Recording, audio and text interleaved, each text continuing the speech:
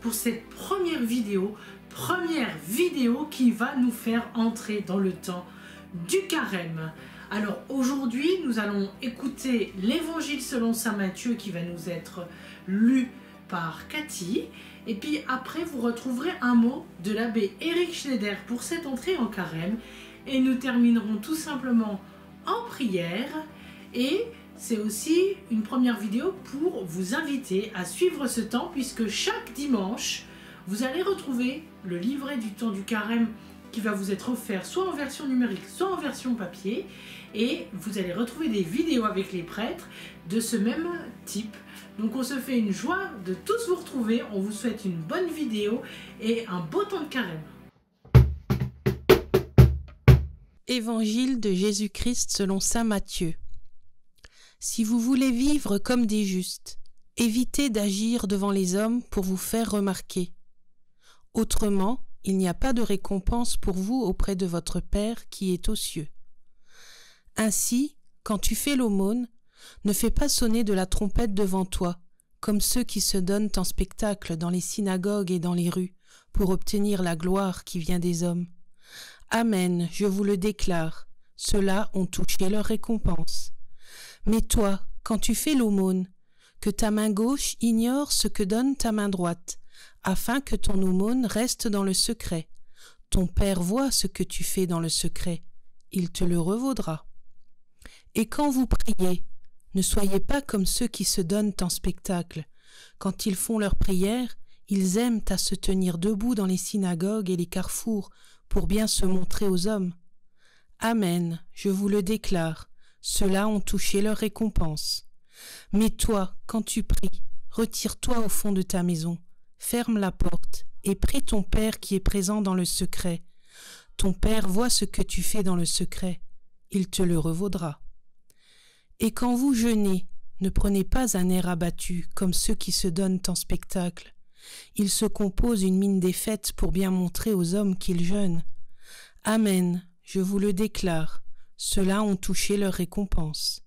Mais toi, quand tu jeûnes, parfume-toi la tête et lave-toi le visage. Ainsi, ton jeûne ne sera pas connu des hommes, mais seulement de ton Père qui est présent dans le secret. Ton Père voit ce que tu fais dans le secret, il te le rendra. Bonjour Eric. Bonjour Anne, bonjour les enfants, bonjour les familles. Heureux de vous retrouver ce matin. Alors, a priori, nous arrivons dans un temps particulier cette semaine. Oui, le temps du carême commence à partir du mercredi des cendres, là le 17 février prochain, mercredi qui vient. Alors tout le monde se rappelle des cendres avec ce petit point noir qu'on met sur le front. Tiens, le prêtre m'a badgé. Ben non. Hein, quelque part, cette entrée en carême commence par cette belle célébration de la pénitence, de la miséricorde, qui est un très ancien geste biblique. Déjà, les prophètes, pour demander la miséricorde du peuple qui a énormément péché contre Dieu, se mettaient assis dans un tas de cendres et se recouvraient de cendres. Hein, le prophète n'a jamais oublié que nous sommes tirés de la terre, Adama, qui veut dire en hébreu l'homme, mais aussi le glébeux, celui qui vient de la terre. Nous n'oublions pas d'où nous venons. Ça, c'est la première chose. Nous venons de la terre. Et puis, cette autre formule de prière que nous pouvons dire, nous pouvons choisir deux prières. En fin de compte, quand nous déposons les cendres sur la tête des personnes en signe de pénitence et de miséricorde, c'est le signe de ces paroles, tu es poussière et tu redeviendras poussière, c'est-à-dire que nous ne savons pas seulement d'où nous venons, mais nous savons aussi où nous allons, c'est-à-dire que la mort fait partie de notre vie. Ou cette autre parole d'évangile que nous trouvons dans les synoptiques, les trois évangiles, Matthieu, Marc et Luc, qui est très belle.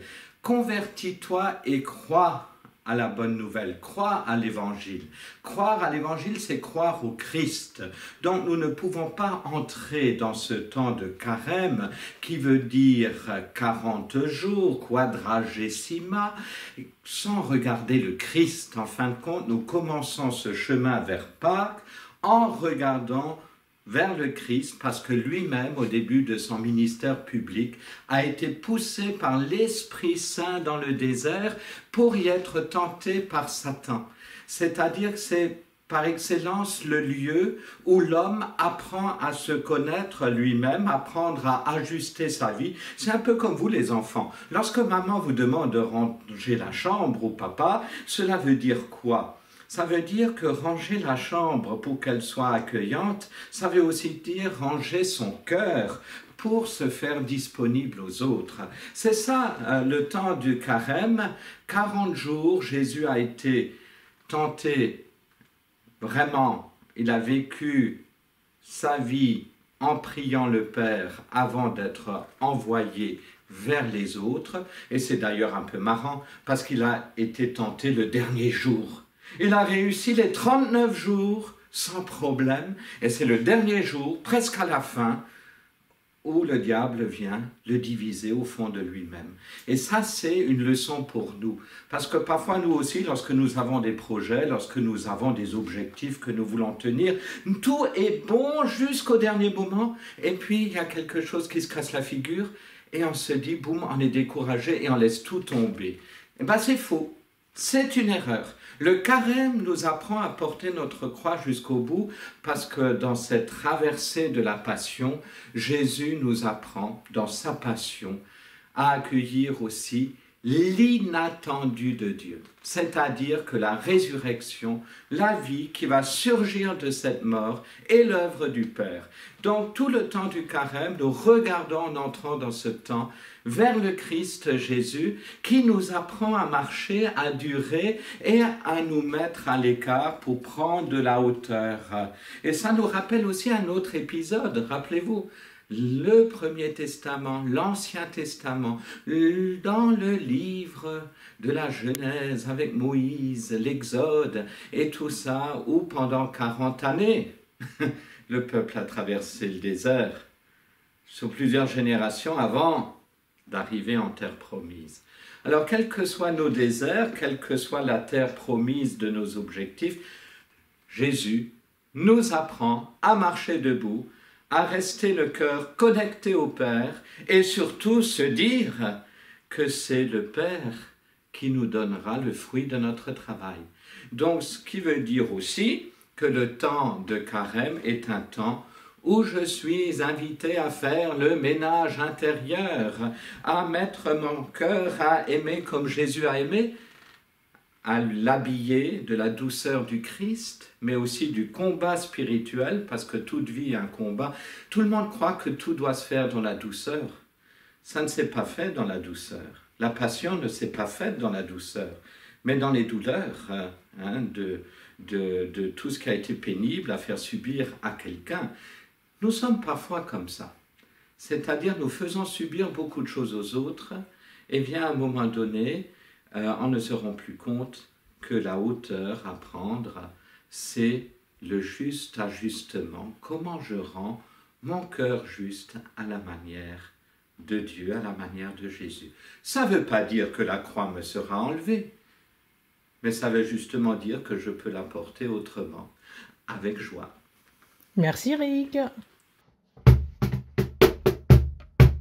Jésus, parfois ma vie ressemble à ce désert où rien ne pousse. Pas de fleurs d'accueil, pas de fruits de prière. Pardon, Seigneur Jésus.